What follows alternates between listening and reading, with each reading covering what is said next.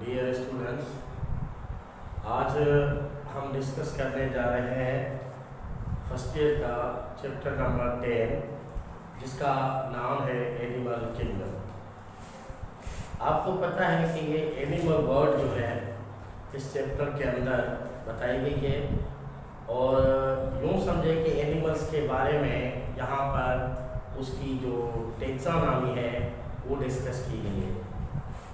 हम ये जानते हैं कि जो एनिमल किंगडम है, पहले तो समझेंगे एनिमल किंगडम है क्या। एनिमल किंगडम में एनिमल्स ही आते हैं। अब एनिमल्स को अगर आप समझ लोगे कि एनिमल्स क्या है तो एनिमल किंगडम खुद ब खुद समझ में आ जाएगा। ये जितने भी 5 किंगडम आपने सुने हैं या पढ़े हैं, उनमें से लार्जेस्ट किंगडम जो है एनिमल किंगडम है, क्योंकि इसमें सबसे ज़्यादा नंबर ऑफ स्पीशीज आ जाता है। अब आपने पहले चैप्टर में एक पढ़ा होगा फर्स्ट ईयर के कि टोटल 1.5 मिलियन स्पीशीज जो है डिस्कवर हो चुके हैं, 1.5 मिलियन स्पीशीज। और यहाँ पे इस चैप्टर में एक पॉइंट है कि 1.3 मिलियन स्पीशीज एनिमल किंगडम में आते हैं।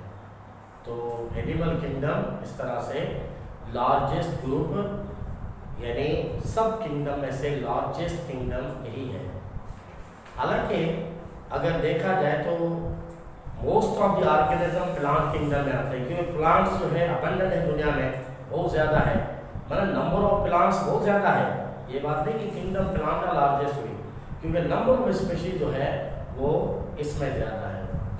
अब एनिमल किंगडम में आप देखें कि एनिमल्स हम डिफाइन इस तरह से करते हैं कि बाबा ये मल्टी सेलुलर है, यूकैरियोटिक है और इंगेस्ट हेटेरोट्रॉफिक है। माना एक लेवल ऑफ ऑर्गेनाइजेशन इनकी है कि यूकैरियोटिक मल्टी सेलुलर। दूसरा मोड ऑफ न्यूट्रिशन इनका है सिर्फ इंगेस्ट हेटेरोट्रॉफिक, यानी ये पहले कॉम्प्लेक्स ऑर्गेनिक फूड बॉडी में दाखिल करते हैं, फिर उसको डाइजेस्ट करते हैं और उसके बाद एब्जॉर्ब करते हैं, फिर अपने सेल्स में यूटिलाइज करते हैं अपने सेल्स को बिल्डअप करने की खातिर, या अपने सेल्स को अपनी एक्टिविटीज़ परफॉर्म करने के लिए एनर्जी प्रोवाइड करने की खातिर। अब सवाल ये है कि ये एनिमल्स जो है वो कहाँ से इवॉल्व हुए।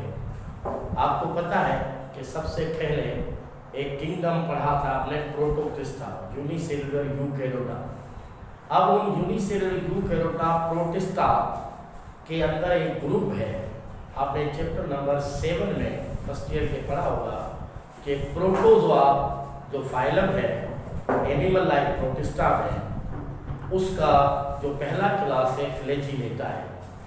अब आपको पता है कि फ्लैजिलेटा के बारे में वहाँ लिखा हुआ है कि फ्लैजिलेट्स आर कंसीडर्ड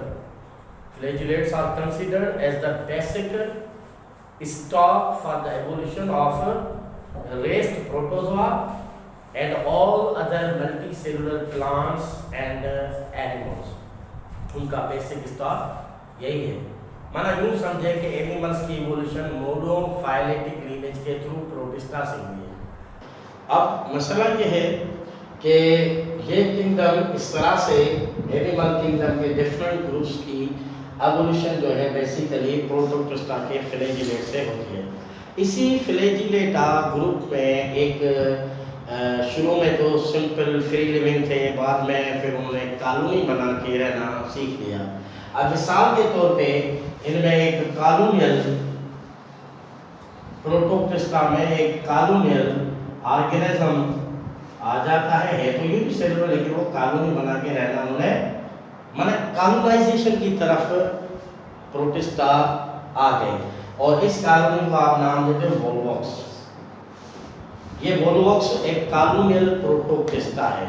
अब फ्लैजिलेट्स भी है, क्योंकि ये देखिए फ्लैजिला वो पूरी कॉलोनी बना के रहते हैं। अब देखें इन्हीं में से आस्ता आस्ता ये जानवरों के पहले सिंप्लेक्स लाइक पोरीफेरा, फिर नाइलेरिया, फिर कॉम्प्लेक्स है कॉम्प्लेक्स। ये कॉम्प्लेक्सिटी वक्त गुजरने से बढ़ती गई, और आज जो इंसान टॉप मोस्ट इवोल्व्ड और हाईली एडवांस्ड सोशल एनिमल मौजूद है। बाकी इसके बीच में ये सदियां गुजर जाती है और ये प्रोसेस जो एवोल्यूशन का होता रहा। अब बहरहाल प्रोटिस्टा के वोल्वॉक्स कॉलोनियल जो ऑर्गेनिज्म थे, इन्होंने जो सबसे पहले सिंपलेस्ट पोरीफेरन बनाए थे। आप देखिए पोरीफेरन में हम जो है एक सिंपलेस्ट पोरीफेरन जो रखते हैं वो है ट्राइकोप्लेक्स, या आपके बुक में भी है ट्राइकोप्लेक्स। ये जो है ट्राइकोप्लेक्स जो जानवर है ये सिंपलेस्ट, हालांकि पोरीफेरन भी यूनिसेलुलर ही है, लेकिन इनमें group of cells with special function है, लेकिन सेल्स क्लोजली पैक्ड ना होने की वजह से इनके अंदर डेफिनेट टिश्यू लेयर नहीं बना, इसीलिए इनकी लेवल ऑफ ऑर्गेनाइजेशन आज भी सेलुलर ही है।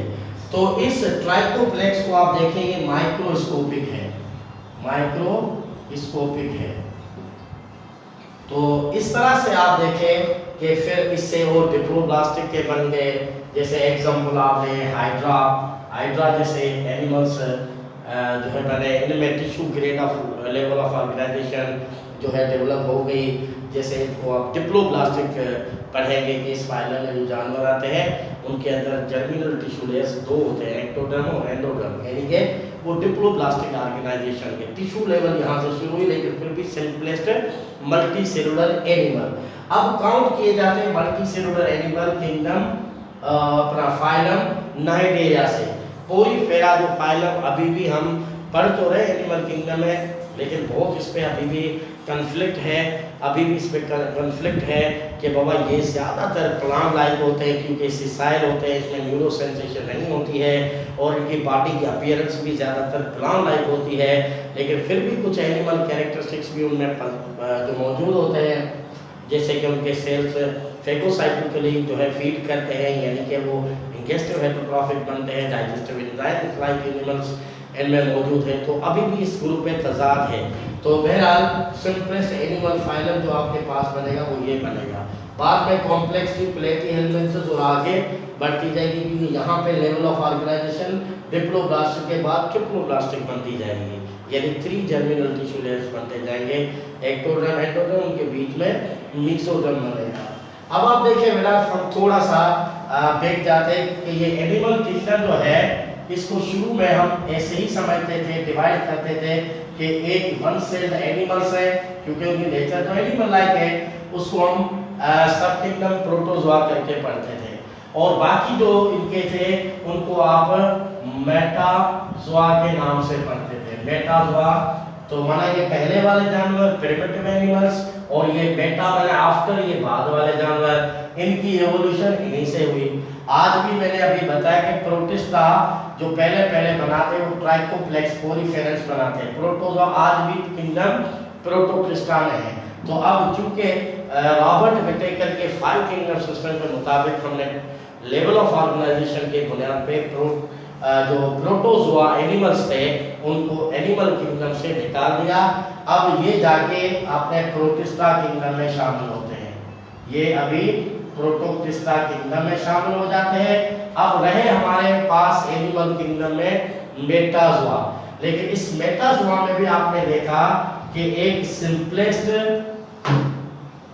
एनिमल्स है जिन्हें आप पोरीफेरा या कॉमनली स्पेंजिस कहते हैं, ये आ जाते हैं, और इनको आप कहते हैं पेराजोआ, यानी सब किंगडम मेटाजोआ की सब किंगडम पेराजोआ, जिसमें आप सिर्फ एक ही फाइलम को इंक्लूड करते हैं, जिनको आमतौर पर आप स्पेंजिस कहते हैं, यानी इसका नाम पोरीफेरा है, क्योंकि इसमें कोई टिश्यू लेवल ऑफ ऑर्गेनाइजेशन नहीं है, ये सिर्फ aggregation of loosely packed cells होते हैं with specialized cells with special functions. तो उनके स्पेशलाइज्ड जो ग्रुप ऑफ सेल्स हैं उनके डिफरेंट फंक्शंस हैं, और वो सिर्फ लूजली ऑर्गेनाइज है, लूज असेंबलेज या लूज एग्रीगेशन है, क्योंकि स्पेन को हम डिफाइन भी ऐसे ही करते हैं कि ये एक तरह की लूज एसोसिएशन या लूज एग्रीगेशन ऑफ सेल्स है, जिसमें इंटरसेलुलर स्पेस ज़्यादा होने की वजह से वो एक ट्रू टिश्यू की शक्ल नहीं ले पाए, इसलिए ये सो कॉल्ड सिंपलेस्ट है, लेकिन सो कॉल्ड मल्टी सेलुलर आप इन्हें कह सकते हैं, लेकिन ट्रू मल्टी सेलुलर नहीं है। तो रेस्ट मेटाजोआ के जो बचे हमारे पास वो आते हैं यू मेटाजोआ में। यू मेटाजोआ का मतलब ये ट्रू मेटाजोआ है। अब फाइलम नाइडेरिया जो हमने अभी पढ़ा, ये इसका सिंपलेस्ट है। उसके बाद जो फाइलम आता है वो प्लेटीहेलमिन्थस आता है, यानी हमारे पास जो इसके अंदर दो ये आ गए। उसके बाद तीसरा फाइलम हमारे पास आएगा नेमल्थेलमिन्थस यानी एस्केलहेलमिन्थस, या वेरी कॉमन आप नेमाटोडा कहते हैं, जिसका मतलब है राउंड वर्म्स, जिसका मतलब है बेटा राउंड वर्म, ये आ जाता है। फिर उसके बाद कॉम्प्लेक्सिटी और बढ़ती जाएगी, तो नेमल्थेलमिन्थस के बाद एनिलिडा आता है। एनिलिडा सेगमेंटेड वर्म्स होते हैं, और एनिलिडा के बाद हमारे पास आता है मोलस्का। मोलस्का इससे भी कॉम्प्लेक्स बॉडी है। उसके बाद आता है आर्थ्रोपोडा, ज्वाइंट लेग एनिमल जिन्हें कहेंगे आप, और एनिमल किंगडम का लार्जेस्ट ग्रुप ये है, ना सिर्फ एनिमल किंगडम बल्कि पूरी लिविंग वर्ल्ड में लार्जेस्ट ग्रुप आर्थ्रोपोडा ही है, क्योंकि इसमें इंसेक्ट्स जो है वो इंसेक्ट्स पूरी एनिमल किंगडम के अंदर 75% होते हैं। तो इंसेक्टा क्लास उसको कहते हैं, यानी हेक्सापोडा जो आर्थ्रोपोडा क्लास है, ना सिर्फ ये लार्जेस्ट क्लास है लेकिन largest group in animal kingdom, largest group in entire living world जो है वो अपने इंसेक्ट्स आते हैं, क्योंकि इंसेक्ट्स की नियरली 1 मिलियन स्पीशीज के जो है स्पीशीज पाई जाती है। तो 1.3 जो मिलियन स्पीशीज आप एनिमल किंगडम की कहते हैं, तो उसमें 99% तक तकरीबन जो है वो इंसेक्ट्स की स्पीशीज आ जाती है। तो इसलिए जो है लार्जेस्ट ग्रुप पूरी लिविंग वर्ल्ड में इंसेक्ट्स ही होते हैं।